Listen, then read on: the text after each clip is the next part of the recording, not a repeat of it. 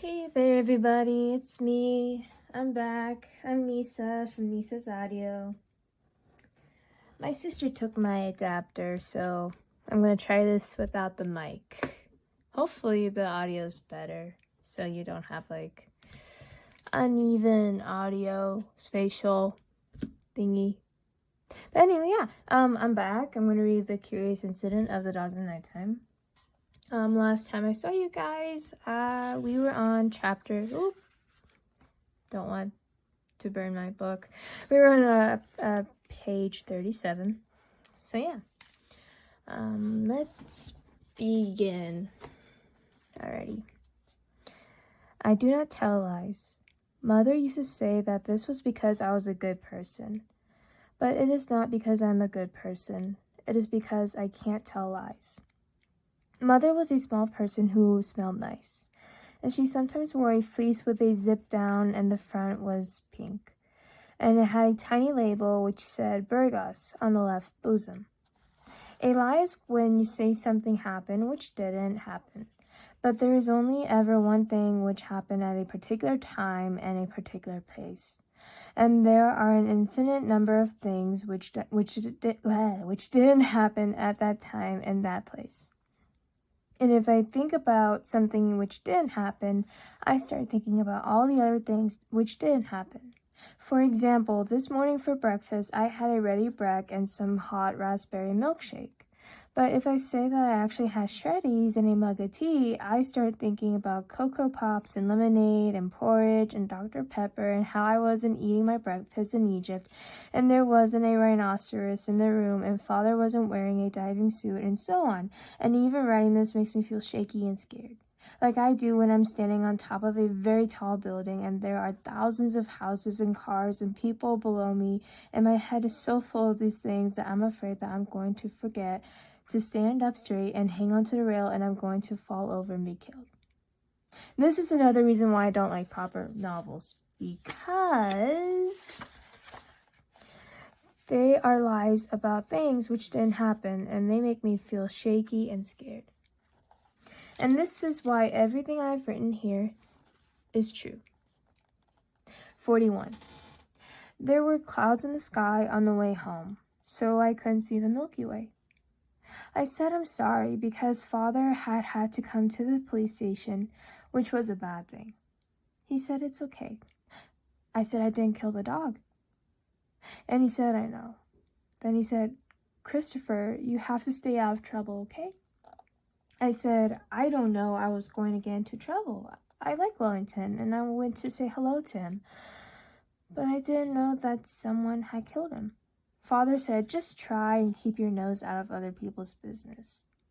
I thought for a little and I said, I'm going to find out who killed Wellington. And Father said, were you listening to what I was saying, Christopher? I said, yes, I was listening to what you were saying, but when someone gets murdered, you have to find out who did it so they can be punished. And he said, it's a bloody dog, Christopher, a bloody dog. I replied, I think dogs are important too. He said, leave it. And I said, I wonder if the police will find out who killed him and punish the person. Then Father banged the steering wheel with his fist and the car weaved a little bit across the dotted line in the middle of the road and he shouted, I said, leave it for God's sake. I could tell that he was angry because he was shouting and I didn't want to make him angry, so I didn't say anything else until we got home. We came in through the front door. When we came in through the front door, I went into the kitchen and got a carrot for Toby, and I went upstairs and I shut the door of my room and I let Toby out and gave him the carrot. Then I turned my computer on and played 76 games of Minesweeper and did the expert version in 102 seconds, which was only 3 seconds off my best time, which was 99 seconds. At 2:07 a.m., I decided that I wanted to drink an orange squash before I brushed my teeth and got into bed. So I went downstairs to the kitchen. Father was sitting on the sofa watching snooker on the television and drinking scotch. There were tears coming out of his eyes. I asked, are you sad about Wellington? He looked at me for a long time and sucked air through his nose. Then he said, yes, Christopher, you could say that. You could very well say that. I decided to leave him alone because when I am sad, I want to be left alone. So I didn't say anything else. I just went into the kitchen and made my orange squash and took it back upstairs to my room. 43. Mother died 2 years ago. I came home from school one day and no one answered the door, so I went and found the secret key that we keep under a flower pot behind the kitchen door. I let myself into the house and carried on making the air-fixed Sherman tank model I was building. An hour and a half later, Father came home from work. He runs a business and he does heating maintenance and boiler repair with a man called Rodri, who was his employee. He knocked on the door of my room and opened it and asked whether I had seen Mother. I said that I hadn't seen her, and he went downstairs and started making some phone calls. I did not hear what he said.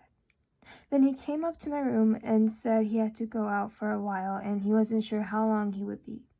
He said that if I needed anything, I should call him on his mobile phone. He was 2.5 hours. He was away for 2.5 hours. When he came back, I went downstairs.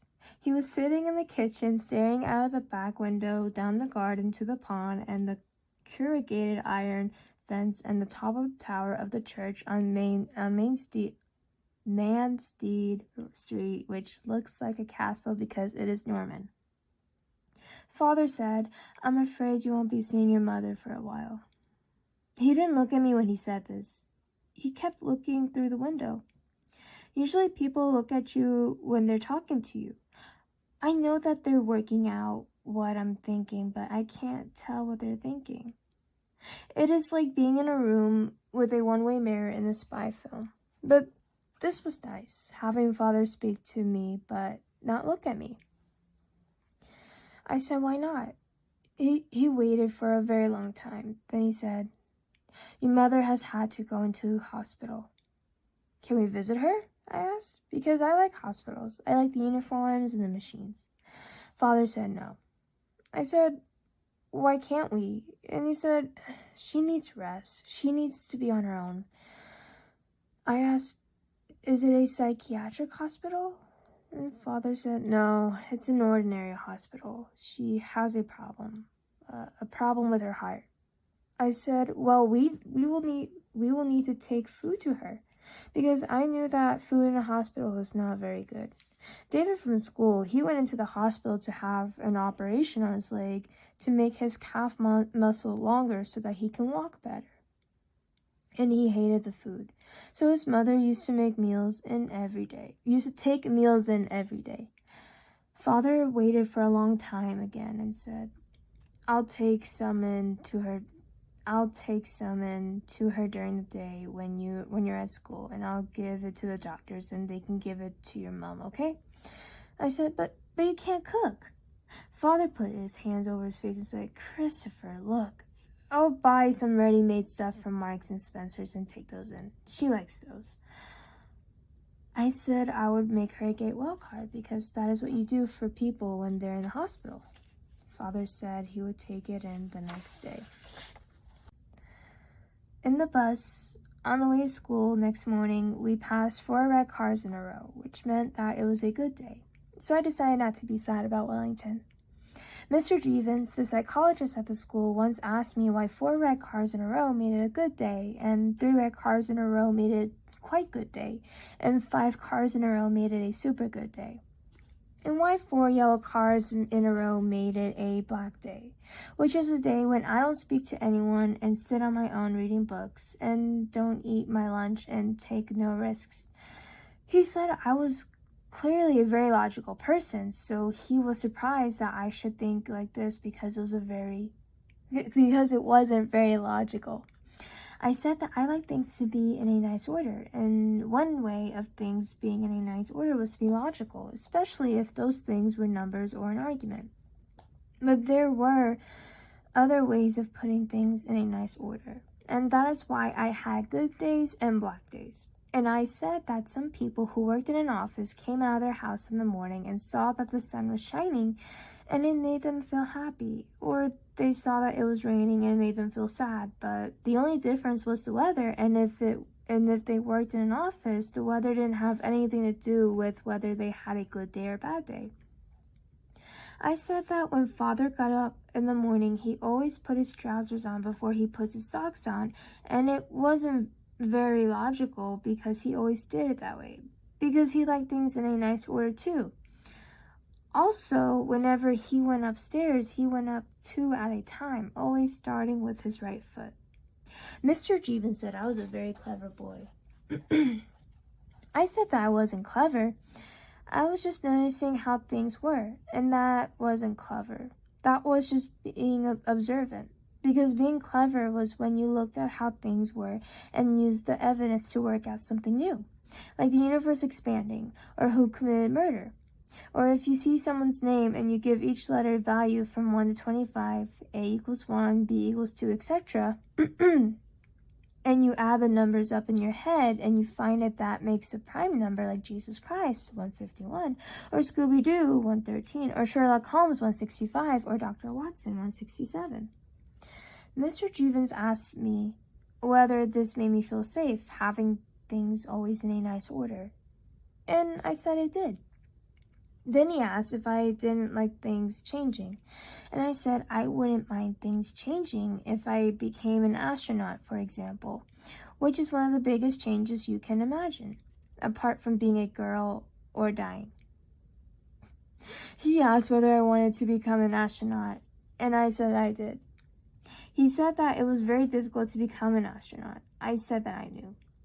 You had to become an officer in the Air Force, and you had to take lots of orders and be prepared to kill other human beings, and I couldn't take orders. Also, I didn't have 20/20 vision, which you needed to be a pilot.